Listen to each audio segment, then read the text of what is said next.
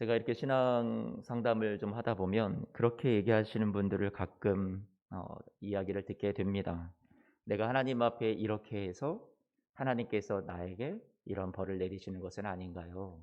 내가 하나님 앞에 불순종했기 때문에 내가 지금 이렇게 하는 일들이 잘 되지 않는 것은 아닌가요? 하나님이 내가 이렇게 하나님 앞에 기도했어야 되는데, 이렇게 하나님 말씀을 내가 읽었어야 되는데, 내가 하나님 앞에 이렇게 봉사했어야 되는데, 내가 하나님 앞에 이렇게 헌신했어야 되는데, 내가 하나님 앞에 그것을 하지 못했더니 지금 나에게 이런 시련이 닥쳐온 건 아닌가요? 저는 그런 분들에게 꼭 말씀드리고 싶은 것이 있습니다.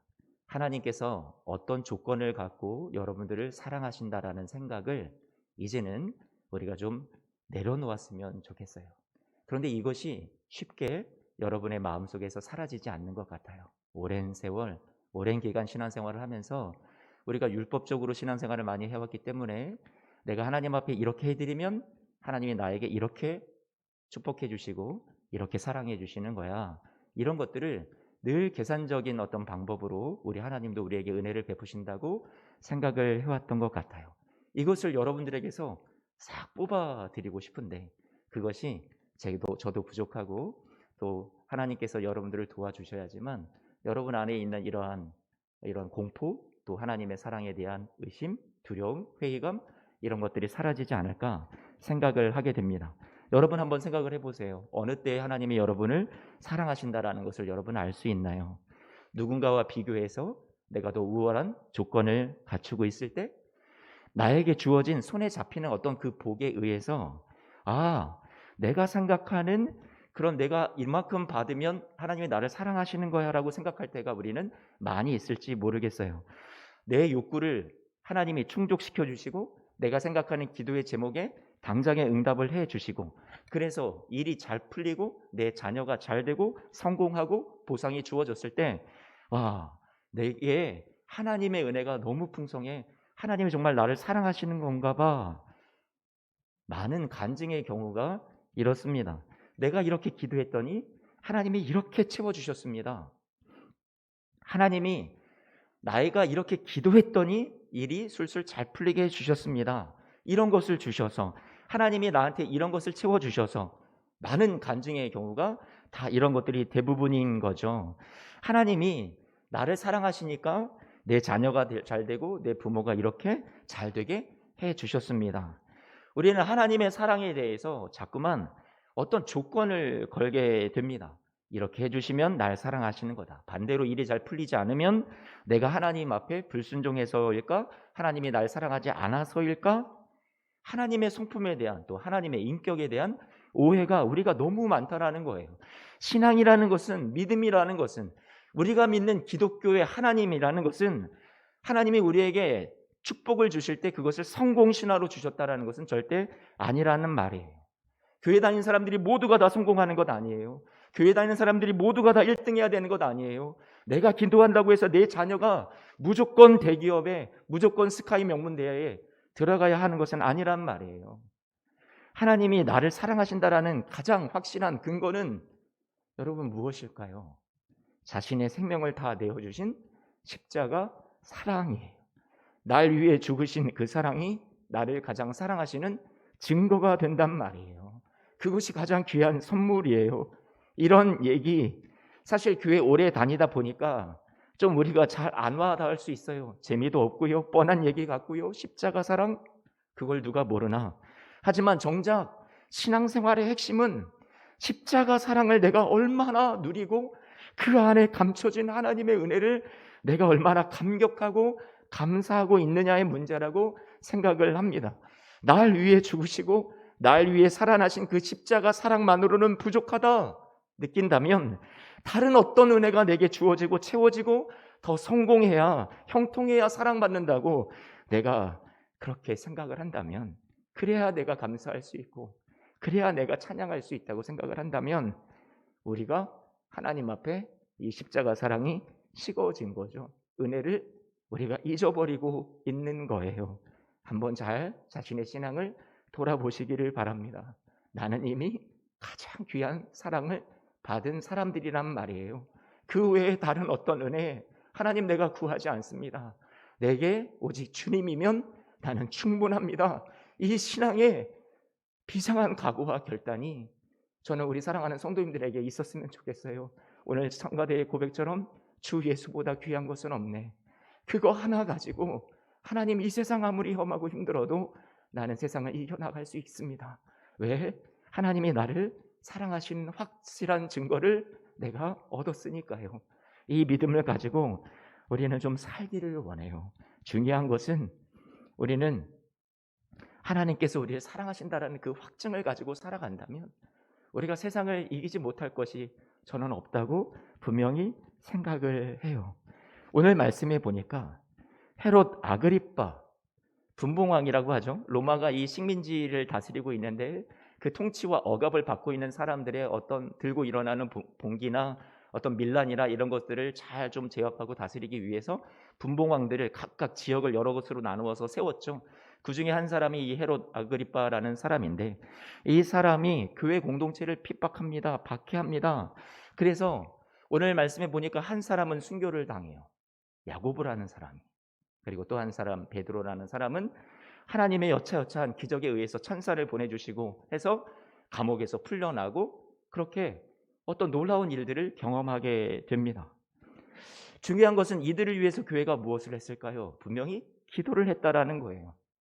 그런데 왜 한 사람은 순교를 당하고 왜 한 사람은 기적적으로 살아남았을까?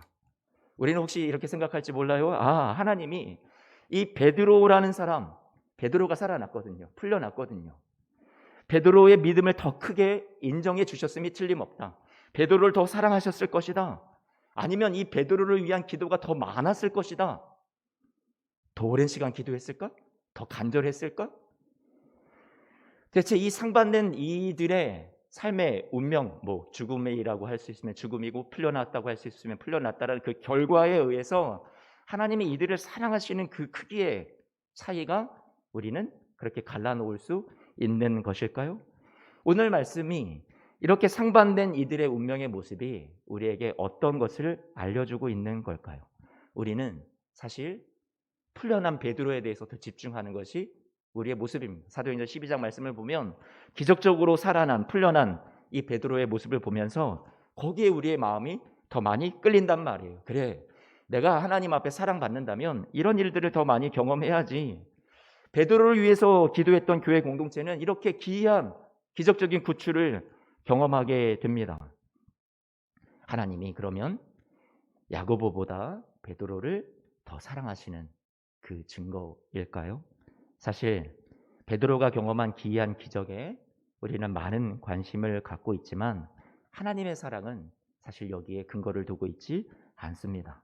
베드로의 구출, 여기에 초점이 맞춰지고 순교한 야고보에 대해서는 우리는 그냥 무심히 이거는 내가 신경 쓰고 싶지 않아, 그냥 모르는 채로 그냥 덮어두고 싶다 할지 모르겠어요. 그러나 성경은 우리에게 두 가지를 동시에 다 던져주고 있어요. 누구의 신앙이 더 위대하다든가 누구를 더 사랑하셨다든가 그런 얘기를 성경에서는 절대로 하고 있지 않습니다. 순교한 야고보를 한번 생각을 해볼까요?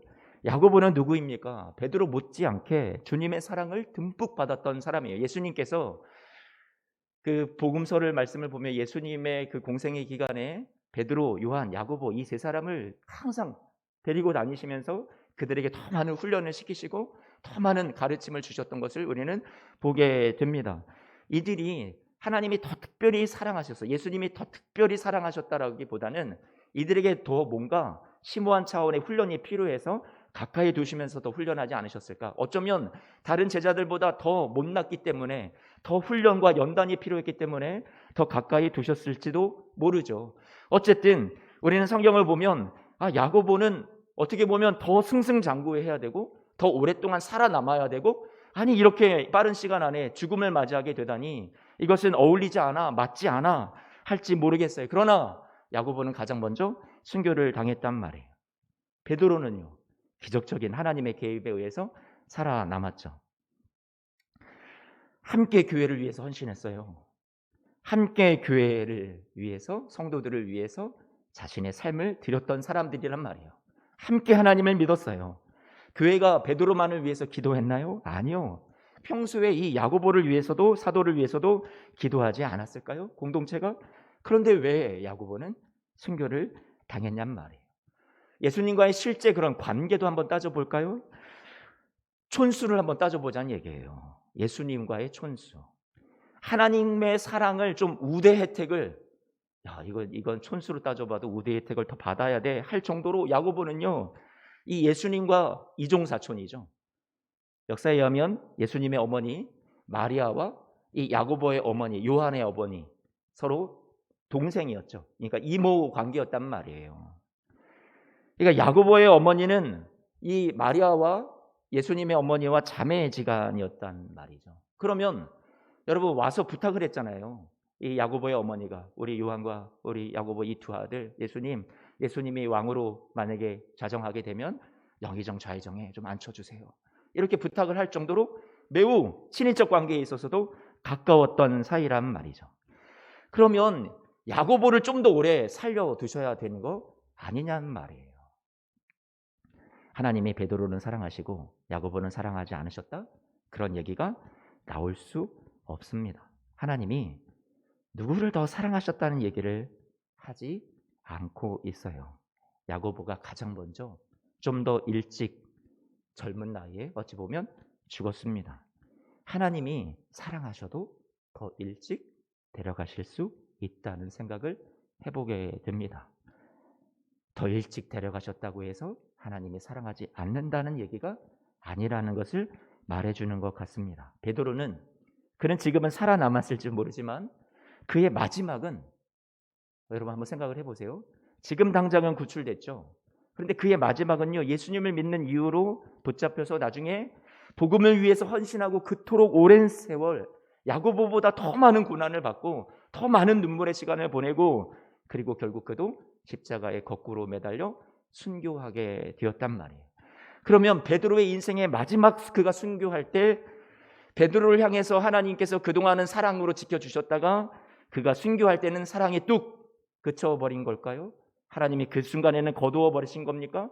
그것이 죽음으로 하나님의 사랑을 우리가 등식화할 수 있냐는 말이에요. 결코 그럴 수 없단 말이에요. 야고보의 형제인 요한도 95세까지 살았어요. 그는 오래 자기의 형제인 야고보보다 오래 살아남았지만 더 모진 고난을 오랜 세월 그는 보내야만 했어요. 더 많은 눈물이 있었어요. 성도들과 함께 더 많은 아픔의 시간들을 견뎌야만 하는 아픔의 세월이 그에게 삶에 있었다라는 말이에요. 자, 이제 다시 묻고 싶습니다. 하나님이 야고보와 베드로 누굴 더 사랑하시는 건가요? 둘 다 사랑하시는 게 맞습니다.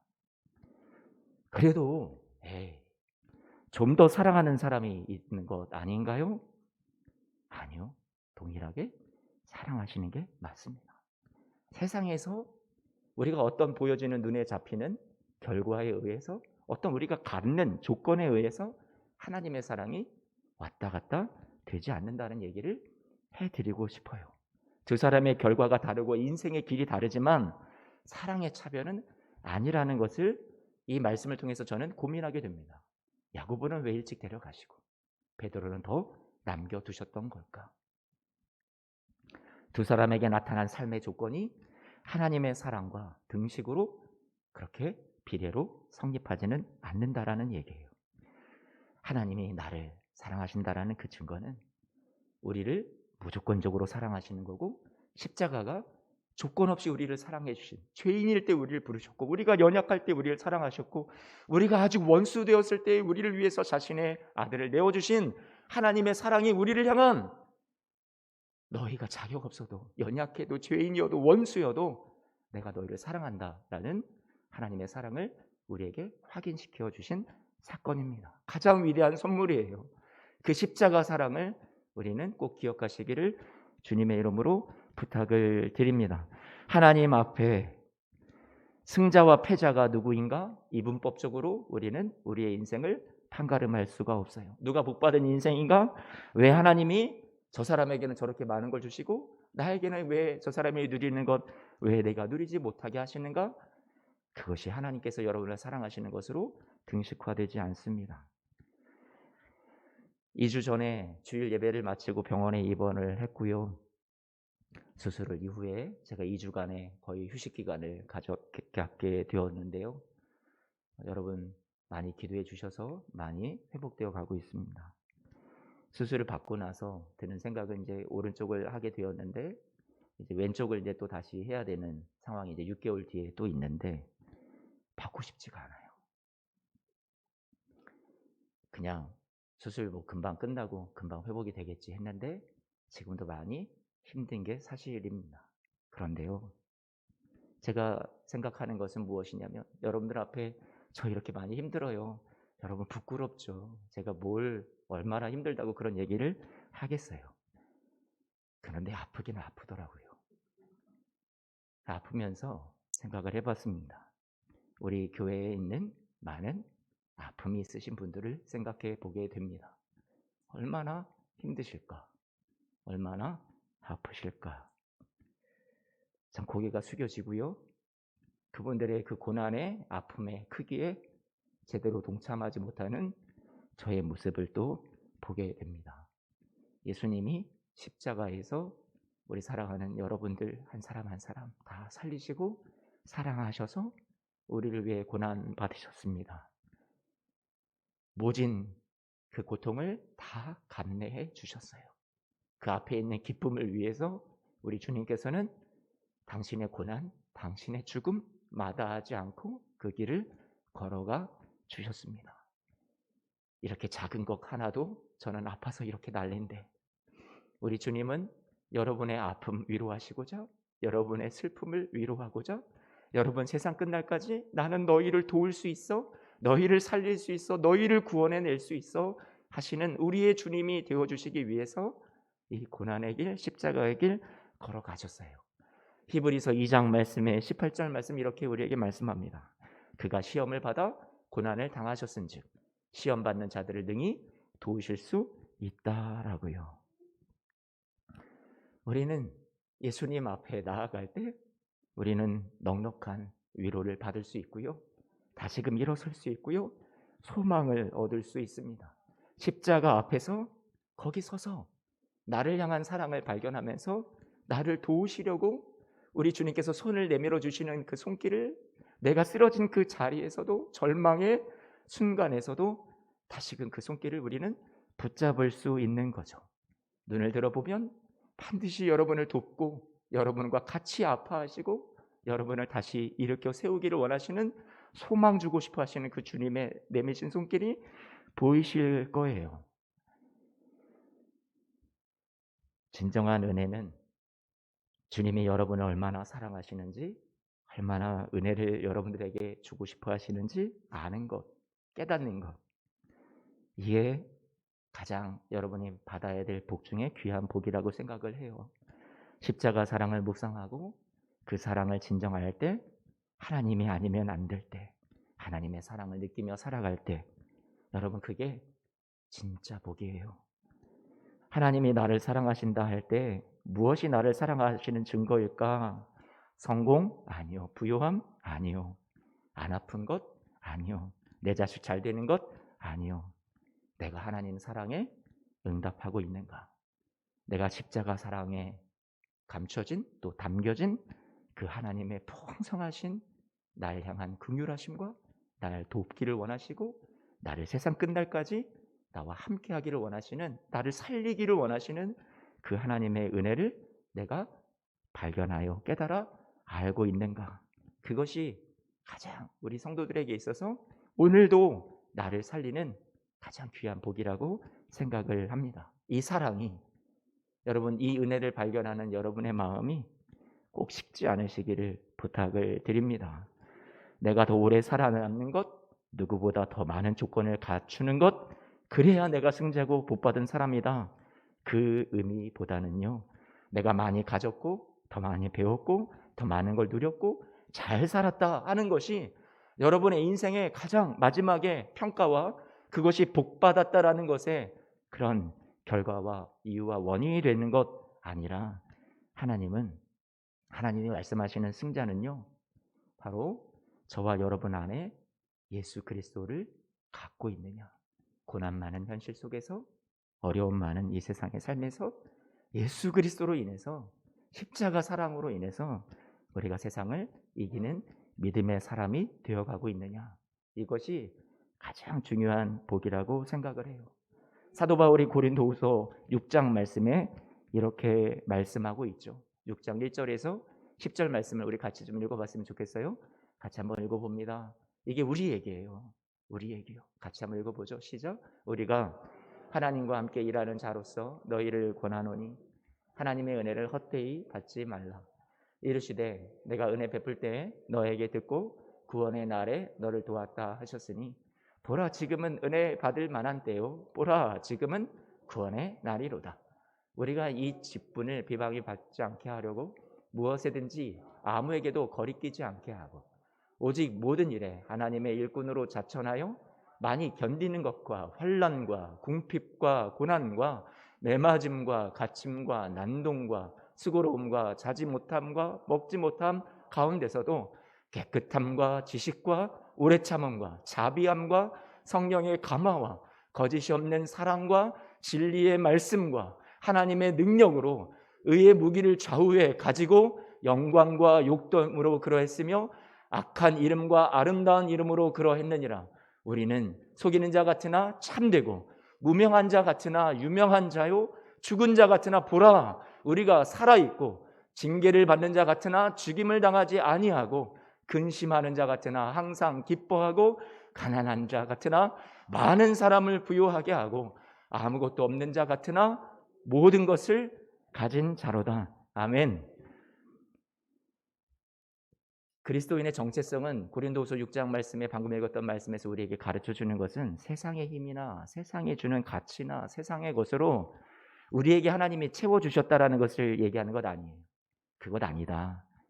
우리가 하나님의 자녀이기 때문에 우리가 가진 진리, 우리가 가진 말씀의 능력, 저우의 무기를 가지고 세상을 이기는 믿음과 소망을 하나님이 우리에게 주셨다. 우린 그런 자다.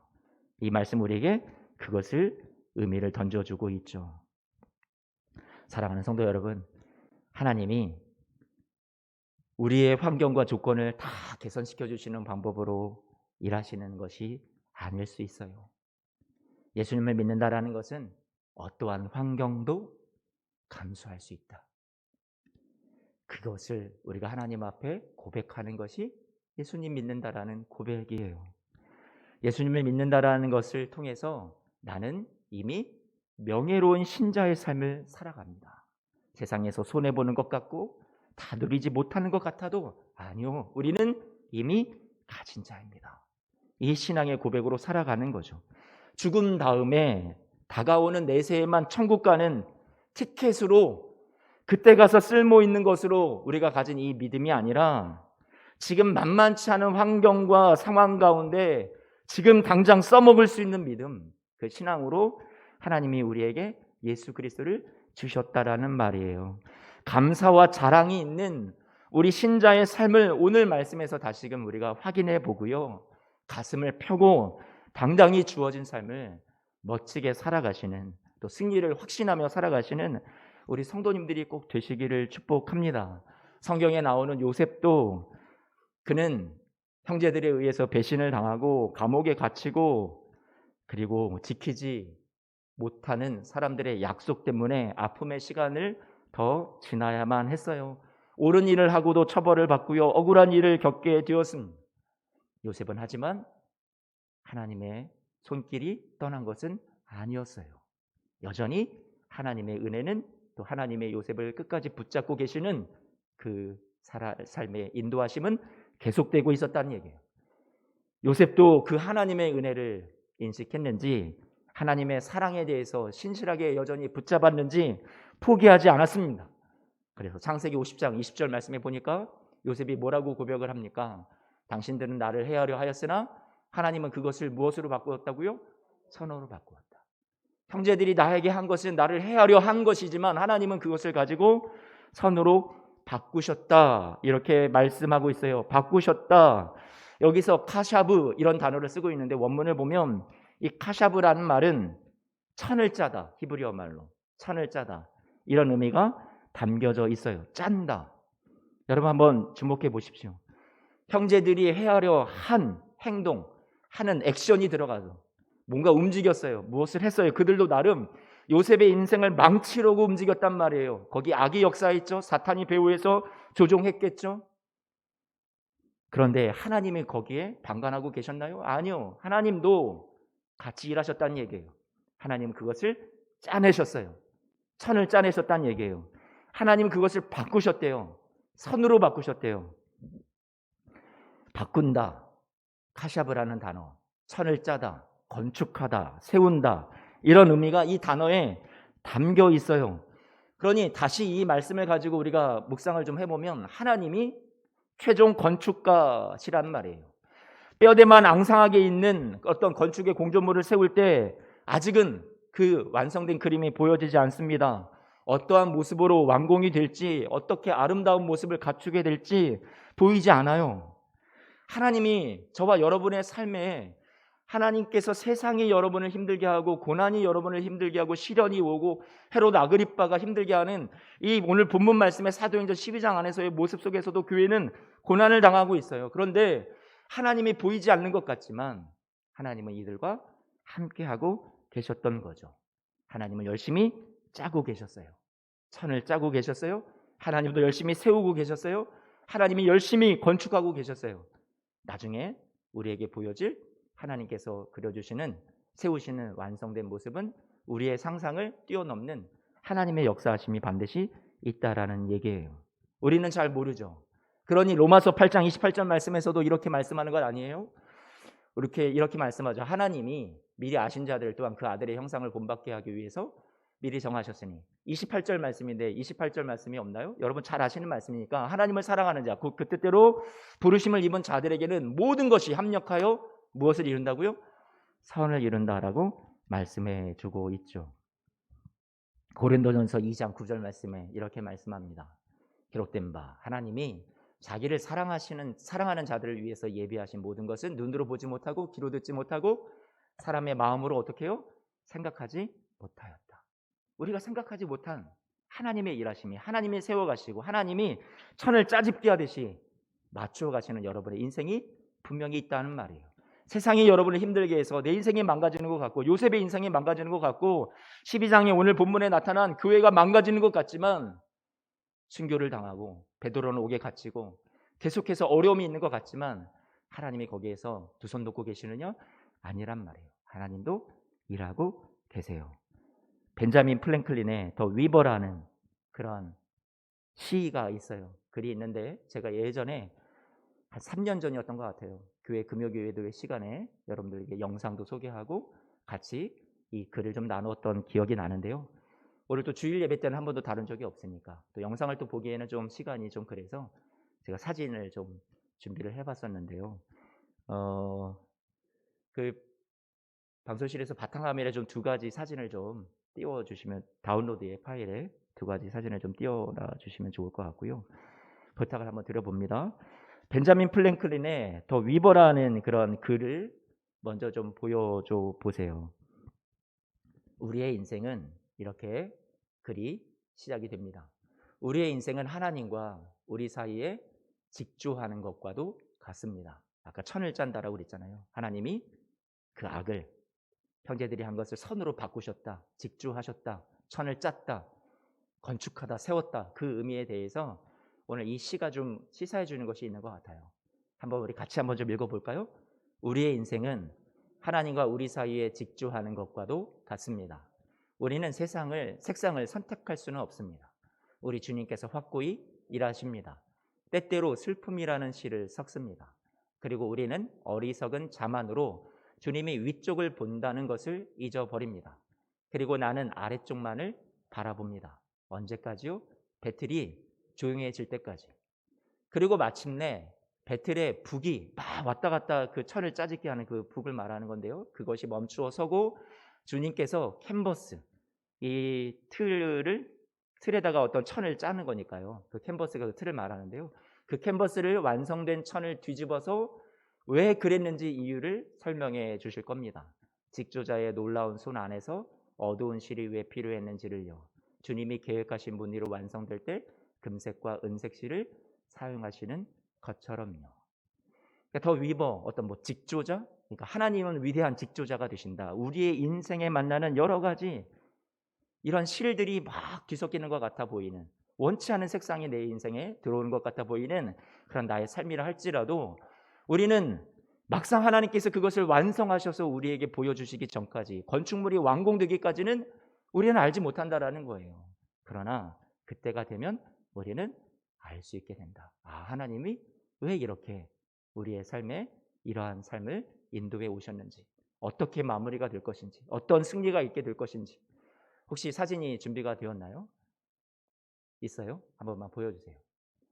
이게 이제 직조를 할 때 서로 천을 이제 뜨개질을 하거나 뭐 할 때 뒷면의 모습인 거죠. 다 엉켜 있잖아요, 저 실이. 저게 뭐가 예쁩니까? 우리의 인생이 마치 이렇게 엉켜 있는 듯한 우리의 인생일지 모르겠어요. 뭐가 뭔지도 모르겠고, 왜 내게 이런 시련이 있는지, 왜 이런 색상이 있는지 도대체 예뻐 보이지도 않고 아름다워 보이지도 않고 지금은 다 이해할 수 없어요. 그런데요, 우리의 인생이 완성되는 때, 한 번만 다음 장 한 번만 보여주세요. 어떤 모습으로 완성이 돼요? 아름다운 왕관의 모습을 갖추게 되는 거죠. 우리는 저 뒷면만 보고 있을 뿐일지 모르겠어요. 우리는 알지 못해요. 우리의 삶이 지금 어떻게 하나님의 손에 의해서, 하나님이 처음부터 악을 주시고 고난을 주시는 것이 하나님의 목적이 아니라 세상이 여러분을 그렇게 만들어요. 세상의 어떤 권력이, 힘이, 세상의 악한 구조가 우리를 그렇게 만들어요. 사탄이, 마귀가 여러분의 삶을 저렇게 헝클어 놓아요. 그러나 하나님은 그것을 가지고 선으로 만들어 가시고 짜집게 하시고 가장 아름다운 모습으로 저와 여러분의 삶을 완성시켜 주실 줄로 믿습니다. 그것이 하나님의 일하심인 거죠. 하나님의 손 안에서 요셉이 만났던 구덩이는 궁정이 되고요, 그의 찢겨졌던 옷은 총리의 옷으로 바뀌어지게 되고요, 그가 갇혀있던 감옥은 다스리는 보좌로 바꾸어 주시죠. 기근이 있었어요. 기근을 만나? 어떻게 그럴 수 있어? 아니요, 그 기근은 다시 사랑하는 가족들을 만날 수 있는 만남의 기회로 만들어내셨고요, 인신매매 콩가루 집안이 다시 위대한 하나님의 나라를 일으키는 가문으로 하나님께서 회복시켜 가셔 주셨죠. 어디 안에서? 위대한 직조자, 짜집기 하시는 그 하나님의 손 안에서 하나님이 세워가시는 일들이에요. 하나님을 여러분 끝까지 의지하십시오. 하나님을 바라보십시오. 모든 것이 우리의 환경에 달려있지 않아요. 우리가 인생에서 만나는 어떤 조건과 결과에 의해서, 나타나는 현상에 의해서 달려있지 않아요. 하나님이 가장 최종 우리의 인생의 완성자가 되시고 저와 여러분을 승리로 이끌어 주실 우리의 주님이신 줄로 믿습니다. 오늘 그것을 우리가 붙잡고 나아가는 거예요. 광야에서 이스라엘 백성들이 40년 동안 광야를 통과하며 마침내 약속의 땅에 들어가 정착하게 하시고, 광야에 시련이 있었지만 약속의 땅으로 인도하시는 것이 주님의 최종 목적이셨듯이 시편 23편 말씀에서 사망의 음침한 골짜기를 지나게 하시고 그 위에 영원한 하나님의 성전에서, 하나님 나라에서 우리를 쉬게 하시고 안식하게 하시는 것이 하나님의 본래 계획이듯이, 이사야서 43장 말씀에 물 가운데로 지날 때에, 강물을 건널 때에, 불 가운데를 지날 때에 분명히 거기에 하나님이 계셨어요. 그런데 뒤돌아보니 우리의 인생이 그 주님에 의해서, 그 거대한 물살에 의해서 침몰한 것이 아니었단 말이에요. 불에 의해서 타버린, 망가지고 패배한 인생이 되게 하시지 않으신단 말이에요. 불을 아예 안 만나게 해주시겠다, 물도 안 만나게 해주시겠다는 것이 아니라, 물을 지나갈 수 있죠. 무서운 물을요, 너무 뜨거운 불을 지나갈 수도 있어요. 그러나 그 가운데서도 함께 지나가 주셨던 거죠. 능히 그것 또한 이기게 하시는 것이 하나님이 저와 여러분의 삶에 동행하시는 방법이란 말이에요. 오래 기다릴 수 있을지 모르겠습니다.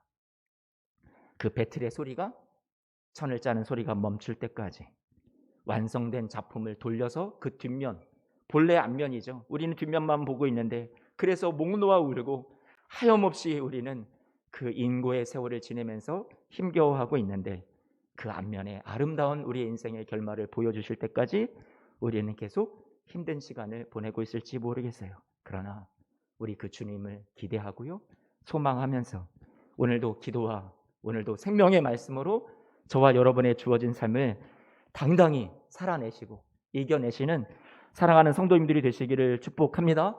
그래서 오늘 본문 말씀의 이제 마지막 결론이에요. 제가 오랜만에 설교를 하니까 오늘 조금 한 몇 분만 더 길게 하는데요. 1, 2절 다시 한 번만 봐요. 이렇게 말씀하죠. 헤로드 왕이 손을 들어 교회 중에서 몇 사람을 해하려 하였다. 요한의 형제 야고보를 칼로 죽이고 기후에 베드로도 감옥에 갇히게 하고 여러 가지 그런 일들 핍박이 있었죠. 그런데 결론은 뭐예요? 12장에서 말씀하는 결론은 뭐예요? 12장 23절 24절 헤롯이 여러분 맨 마지막에 뭐라고 돼요? 죽으니라 결론을 맺고 있고요. 24절 말씀은 뭐라고 해요? 하나님의 말씀은 흥왕하여 더하더라. 사도행전 12장에서 말씀하는 결론 메시지가 뭔지 아시겠죠? 처음과 마지막에 우리의 인생이 이와 같아요. 지금은 보이지 않아요. 지금은 어둠뿐이에요. 지금은 고난뿐이에요. 그런데 하나님이 손 놓고 계신 것이 아니라 하나님이 여전히 함께하고 계셨고 그 고난의 주범이 되었던 헤롯은 죽게 되고 그렇다고 해서 교회가 망한 것이 아니라 교회가 실패한 것이 아니라 성도들의 삶이 소망 없이 절망 가운데 나락으로 떨어졌던 것이 아니라 하나님의 말씀이 흥왕하여 어떻게 했다고요?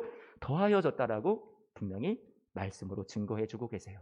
여러분의 삶에도 하나님께서 이와 같이 역사해 주실 줄로 믿습니다. 아멘. 우리 같이